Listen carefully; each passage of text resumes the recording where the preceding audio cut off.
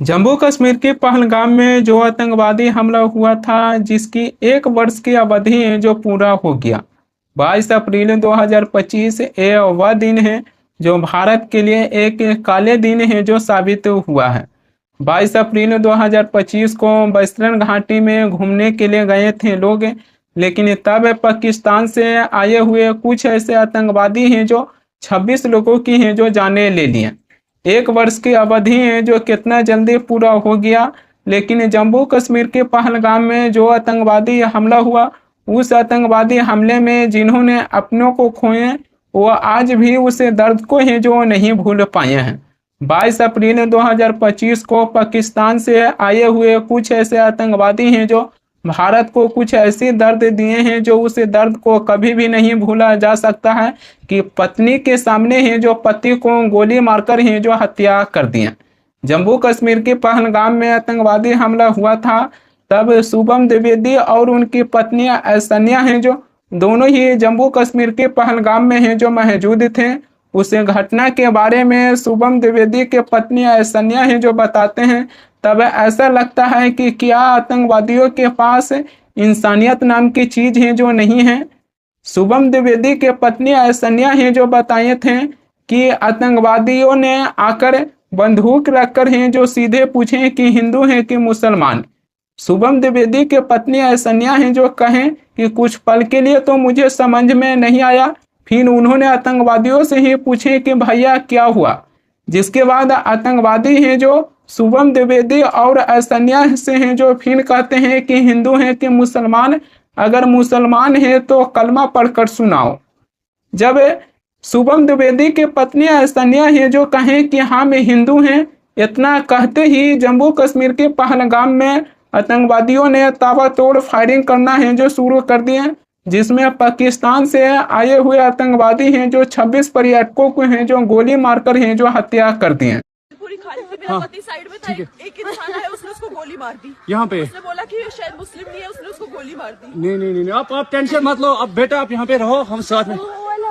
Madam ये जो भहीद साहब है प्रेसिडेंट, आप टेंशन मत लो। मेरे पति का बच्चा लो। हम बचा देगा, कोई बात नहीं भैया। तो फोन दब सिमन युवा डिजाइन किया है। ठीक है हम बचा देंगे ना, आप टेंशन मत लो। मैं आ रहा हूँ। मैं कहाँ पे आपका ये हस्बैंड? क्या हुआ इसको, क्या हुआ? Please ask for help. We don't need Okay, don't worry. You okay? You need a water, sir?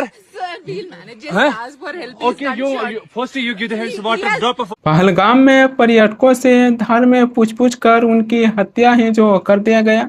लेकिन क्या आतंकवादी हैं जो केवल पर्यटकों की हत्या करने के उद्देश्य से पहलगाम में आए थे, या फिर इसके पीछे भारत में हिंदू मुसलमान को हैं जो आपस में लड़ाने की हैं जो कोशिशें किए हैं। इससे पहले भी भारत में आतंकवादी हमला हुआ है, जिसको लेकर हम और आप हैं जो नकार नहीं सकते हैं। लेकिन 22 अप्रैल 2025 को जम्मू कश्मीर के पहलगाम में एक ऐसी आतंकवादी हमला हुआ कि जहां आतंकवादियों ने पर्यटकों से धार में पूछ कर उनकी पत्नी के सामने हैं जो पति को गोली मार दी है और उनकी पत्नी को ही जो जिंदा छोड़ दिए।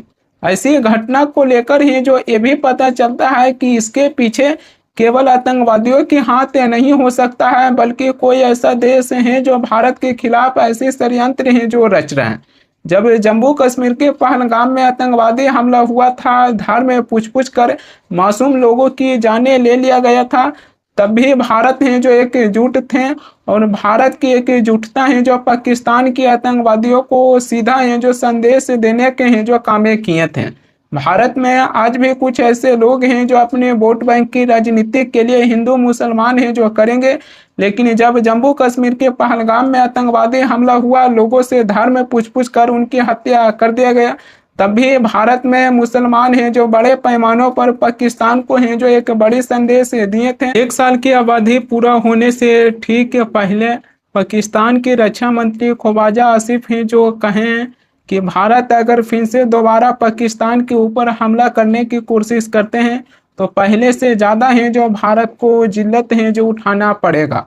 पाकिस्तान के रक्षा मंत्री ख्वाजा आसिफ हैं जो आगे ये भी कहें कि पहले हम हैं जो भारत के अंदर 200 से 250 किलोमीटर अंदर घुसकर हैं जो मारते थे, लेकिन अब सीधे भारत के घरों में घुसकर हैं जो मारेंगे। पाकिस्तान के रक्षा मंत्री ख्वाजा आसिफ हैं जो यह बातें तब कहें जब जम्मू कश्मीर के पहलगाम आतंकवादी हमले की 1 साल की अवधि पूरा होने से ठीक पहले ये बातें हैं जो कहे थे। सुनिए पाकिस्तान के रक्षा मंत्री ख्वाजा आसिफ हैं जो किस प्रकार भारत को गीदड़ धमकी देते हुए हैं जो यह बातें कहे थे कि भारत को पहले से ज्यादा है जो जिल्लत उठाना पड़ेगा। तो मैं भारत के मुतल्लिक तो मैं यही कहूँगा, लेकिन इंशाल्लाह अगर उन्होंने दोबारा कोशिश की तो पहले से भी ज्यादा जिल्लत उठाएंगे। जो पिछले साल जो कुछ हुआ उससे कहीं ज्यादा जिल्लत उठाएंगे। और इस दफा पहले तो कंटेन हुआ है कि 200-250 किलोमीटर के अंदर जो है जंग कंटेन हो गई। अब हम अंदर घर में घुस के मारेंगे उनको जो है। पाकिस्तान की रक्षा मंत्री ख्वाजा आसिफ हैं जो कहते हैं कि भारत के घरों में है जो घुसकर मारेंगे। पाकिस्तान की सेना और पाकिस्तान की सरकार को ऐसी सफलता है जो कभी नहीं मिल सकता, लेकिन पाकिस्तान के आतंकवादियों को ऐसी सफलता है जो हासिल करने में माहिर हैं। जब पाकिस्तान के रक्षा मंत्री ख्वाजा आसिफ हैं जो कहते हैं कि भारत के घरों में घुसकर मारेंगे, तब तो पाकिस्तान की रक्षा मंत्री ख्वाजा आसिफ हैं जो और भी पाकिस्तान के आतंकवादियों को मनोबल बढ़ाने के हैं जो कामें कर रहे हैं, जिससे वह पाकिस्तान के आतंकवादियों को मनोबल बढ़ता है और भारत के ऊपर है जो ऐसे आतंकवादी हमला है जो करते हैं। क्या इस तरीके से पाकिस्तान के रक्षा मंत्री ख्वाजा आसिफ को बेहुदिया बातें हैं जो करना चाहिए?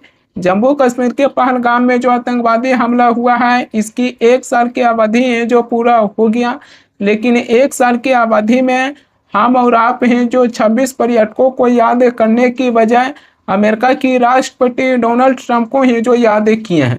वह अमेरिका की राष्ट्रपति डोनाल्ड ट्रंप हैं जो ये कहें कि हमने भारत और पाकिस्तान दोनों ही देशों को टैरिफ की धमकी दी है, व्यापार की धमकी देकर है जो भारत और पाकिस्तान के बीच है जो सीज फायर करवाए। लेकिन भारत सरकार है जो ये तो बताइए कि अमेरिका के कहने पर है जो भारत पाकिस्तान के साथ है जो सीज फायर करने के लिए तैयार नहीं हुए हैं, बल्कि भारत और पाकिस्तान की DGMO के बीच है जो बातचीत हुआ था, तब जाकर है जो सीज फायर हुआ था। भारत सरकार है जो यह बताने में सफल रहे हैं, लेकिन भारत सरकार है जो आज तक ये नहीं बता पाए हैं कि भारत है जो आखिरकार पाकिस्तान से किन शर्तों पर है जो सीज फायर करने के लिए तैयार हुए थे। ये आज तक भारत सरकार है जो नहीं बता पाए हैं। प्रधानमंत्री मोदी से लेकर देश के गृह मंत्री अमित शाह है जो चुनावी रैली में कहते हैं कि घुसपैठिया को नहीं रहने देंगे। बांग्लादेश की एकाकी घुसपैठियों को हैं जो भारत से निकालकर हैं जो बांग्लादेश पहुंचाने के हैं जो कामें करेंगे।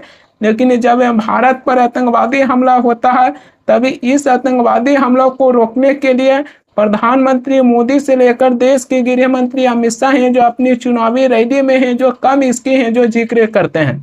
प्रधानमंत्री मोदी हैं जो झाल मुड़ी खाने के लिए दुकानों पर जाते हैं, लेकिन प्रधानमंत्री मोदी हैं जो आतंकवादी हमलों को रोकने के लिए चुनावी रैली में कम है जो इसकी जिक्र करते हैं। सवाल ये भी आ जाता है कि केवल वोट बैंक के लिए है जो घुसपैठियों को जिक्र किया जाता है, लेकिन अगर उसी जगह आतंकवादियों को जिक्र करेंगे अपनी चुनावी रैली में तो क्या वोट है जो नहीं मिलेगा? क्यों घुसपैठिया की जगह आतंकवादियों को जिक्र कम करते हैं चुनावी रैली में?